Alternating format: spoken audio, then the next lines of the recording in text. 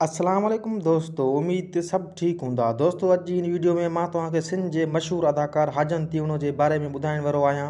Video शुरू करण खां पहिरियां तव्हां दोस्तनि खे हिकु नंढड़ी गुज़ारिश ज़रूरु कंदुमि। जे अगरि तव्हां असांजे यूट्यूब चैनल ऐं फेसबुक पेज ते पहिरियों दफ़ो आयल आहियो त फॉलो ऐं सब्सक्राइब ज़रूरु कंदा, शेयर कंदा, कमेंट बॉक्स में पंहिंजी राय ज़रूरु ॾींदा। दोस्तों, तव्हांखे ॿुधाईंदो हलां त हाजन तिवणो जामशोरो शहर सां तालुक़ु रखे थो। हाजन तिवणो शोबत जी शुरूआति सिंध टीवी जे ड्रामनि मां कई।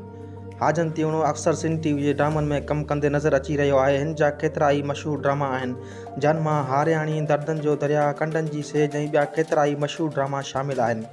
हिन वक़्तु सिंध टीवी ते हलंदड़ सोप सीरियल ड्रामा तकरार में हाजन तिवणो सजाल ख़ान जे नाले सां बहितरीनु किरदारु अदा करे रहियो आहे।